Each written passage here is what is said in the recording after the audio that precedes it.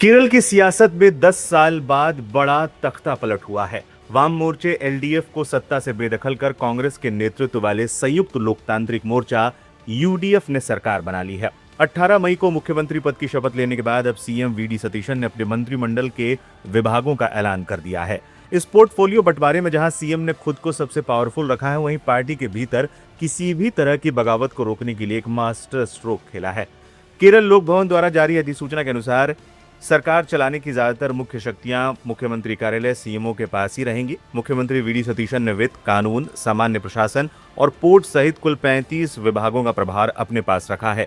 मुख्य फैसले लेने और नीतियों से जुड़े तमाम महत्वपूर्ण विभाग खुद सीएम संभालेंगे। इस कैबिनेट विस्तार की सबसे बड़ी खबर है कांग्रेस के सीनियर नेता रमेश चेन्निथला को लेकर। चेन्निथला को राज्य का नया गृह मंत्री और विजिलेंस विभाग सौंपा गया है। इसके अलावा वो 3 और विभागों का कामकाज संभालेंगे। रमेश चेन्निथला सीएम पद की रेस में थे और केरल कांग्रेस के सबसे सीनियर और वफादार नेताओं में गिने जाते हैं। आमतौर पर मुख्यमंत्री गृह मंत्रालय अपने पास ही रखते हैं, लेकिन वीडी सतीशन ने यह महत्वपूर्ण पद चेन्निथला को सौंप दिया। ऐसा करके सतीशन ने न सिर्फ सीनियर नेता को पूरा सम्मान दिया, बल्कि सरकार में किसी भी तरह की बगावत के आसार को भी पूरी तरह से खत्म कर दिया।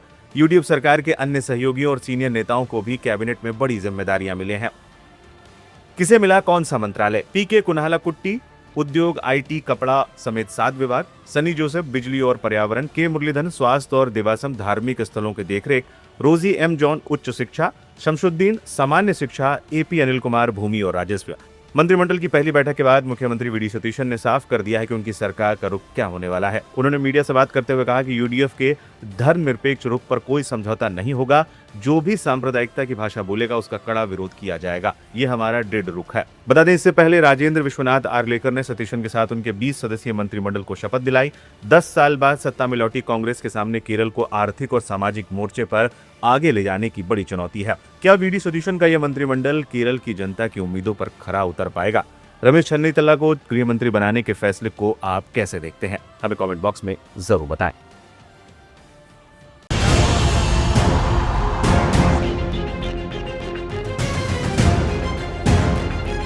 केरल में 10 साल बाद सत्ता में लौटी कांग्रेस नेतृत्व वाली संयुक्त लोकतांत्रिक मोर्चा यानी कि यूडीएफ सरकार ने आते ही बड़े फैसलों की झड़ी लगा दी है।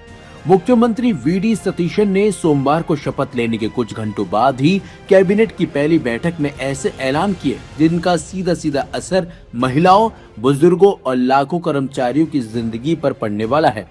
खास बात यह कि सरकार ने महिलाओं के लिए मुफ्त बस यात्रा योजना का ऐलान करके सबसे बड़ा राजनीतिक और सामाजिक संदेश देने की कोशिश की है। यही वजह है कि केरल की राजनीति में अब यह चर्चा तेज हो गई है कि नई सरकार ने सत्ता संभालते ही महिलाओं का खजाना खोल दिया है।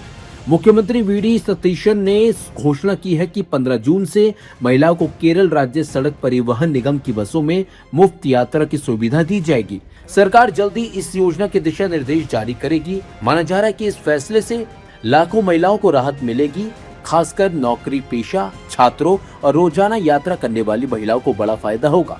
कांग्रेस ने चुनाव प्रचार के दौरान महिलाओं के लिए कई वादे किए थे और अब सरकार बनने के तुरंत बाद इसकी घोषणा भी उन वादों को पूरा करने की शुरुआत माना जा रहा है। यही नहीं, सरकार ने आशा कार्यकर्ताओं और आंगनवाड़ी कर्मचारियों के लिए भी बड़ा ऐलान कर दिया है। मंत्रिमंडल ने आशा कार्यकर्ताओं के मानदेय में 3000 रुपए प्रति माह की बढ़ोतरी को मंजूरी दे दी है। सहायिकाओं, स्कूल रसोइयों कर्मचारियों, प्री प्राइमरी शिक्षकों और आयाओं के मानदेय में 1000 रुपए प्रति माह बढ़ाने का फैसला लिया गया है। लंबे समय से कर्मचारी वेतन बढ़ोतरी की दरअसल मांग कर रहे थे। ऐसे में नई सरकार के इस फैसले को राहत और भरोसे के तौर पर देखा जा रहा है। कैबिनेट की बैठक में वरिष्ठ नागरिकों को लेकर भी बड़ा फैसला लिया गया। मुख्यमंत्री सतीशन ने कहा कि राज्य में वरिष्ठ नागरिकों के लिए अलग विभाग बनाया जाएगा। उन्होंने दावा किया है कि देश की पहली ऐसी पहल होगी। सतीशन ने कहा कि किसी समाज की पहचान इस बात से होती है कि वह अपने बुजुर्गों के साथ कैसा व्यवहार करता है। उनका कहना था कि सरकार का लक्ष्य केरल को ऐसा आदर्श समाज बनाना है जहां बुजुर्ग सम्मान और सुरक्षा के साथ जीवन भी जी सके। सरकार ने प्रशासनिक स्तर पर भी कई अहम फैसले लिए हैं। वरिष्ठ विधायक जी सुधाकरन को अस्थायी विधानसभा अध्यक्ष यानी प्रोटेम स्पीकर बनाया गया है। विधायकों का शपथ ग्रहण 21 मई को होगा, जबकि 22 मई को विधानसभा अध्यक्ष का चुनाव कराया जाएगा। वरिष्ठ अधिवक्ता राजीव बाबू को राज्य का नया महाधिवक्ता नियुक्त किया गया, जबकि टीएस आसफ अली को अभियोजन महानिदेशक बनाया गया है। इसके अलावा भी कई अहम फैसले सीएम की तरफ से किए गए हैं। आपको बता दें कि 2026 विधानसभा चुनाव में भारी जीत दर्ज कर यूडीएफ ने 10 साल बाद सत्ता में वापसी की है। सुबह सुबह वीजी सतीशन ने मुख्यमंत्री पद की शपथ ली थी। उनके साथ 20 सदस्य मंत्रिमंडल ने भी शपथ ग्रहण की। इस समारोह में कांग्रेस अध्यक्ष मल्लिकार्जुन खड़गे, राहुल गांधी, प्रियंका गांधी वाड्रा और केसी वेणुगोपाल समेत कांग्रेस के कई बड़े नेता भी मौजूद रहे थे।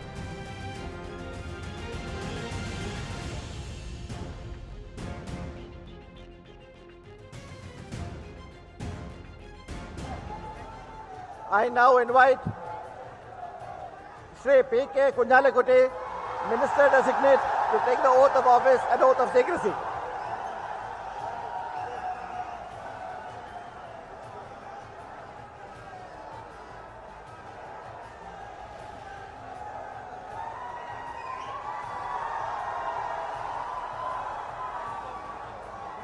Tell somebody, tell him his name is called out, no?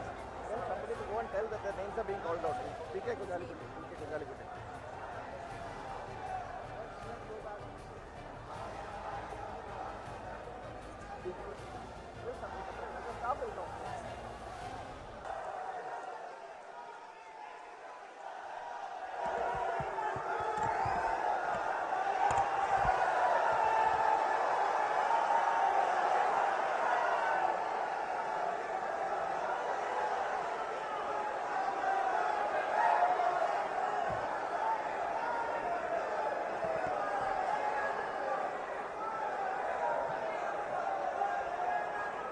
ഞാൻ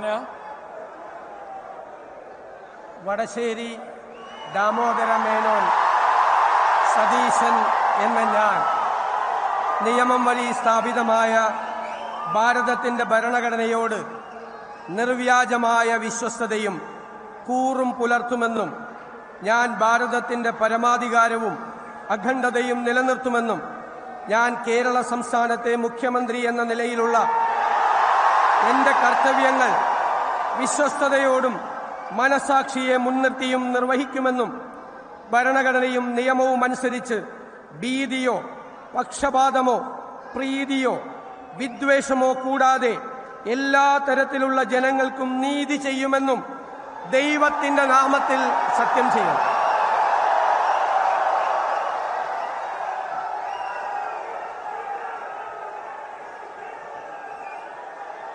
ഞാൻ വടശ്ശേരി ദാമോദര മേനോൻ സതീശൻ എന്ന ഞാൻ കേരള സംസ്ഥാനത്തെ മുഖ്യമന്ത്രി എന്ന നിലയിൽ എന്റെ പരിഗണനയിൽ കൊണ്ടുവരുന്നതോ എന്റെ അറിവിൽ വരുന്നതോ ആയ ഏതെങ്കിലും വിഷയം അങ്ങനെയുള്ള മന്ത്രി എന്ന നിലയിലുള്ള എന്റെ കർത്തവ്യങ്ങളുടെ മുറപ്രകാരമുള്ള നിർവഹണത്തിന് ആവശ്യമാകുന്നതൊഴികെ ഞാൻ ഏതെങ്കിലും ആൾക്കോ ആളുകൾക്കോ നേരിട്ടോ നേരിട്ടല്ലാതെയോ അറിയിച്ചു കൊടുക്കുകയോ വെളിപ്പെടുത്തി കൊടുക്കുകയോ ചെയ്യുകയില്ലെന്ന് ദൈവത്തിന്റെ നാമത്തിൽ സത്യം ചെയ്യുന്നു.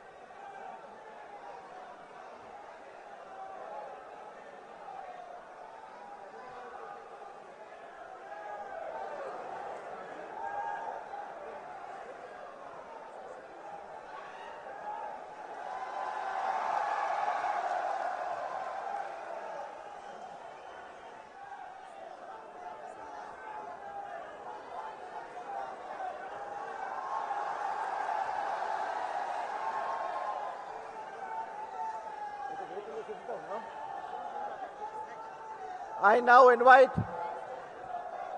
Shri P.K. Kunjalikutti, Minister Designate, to take the oath of office and oath of secrecy.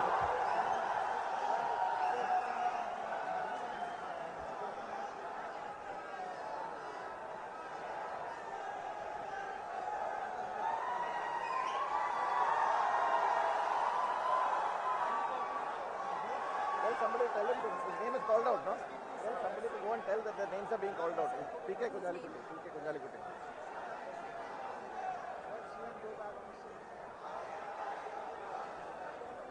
Tell somebody, the staff will know.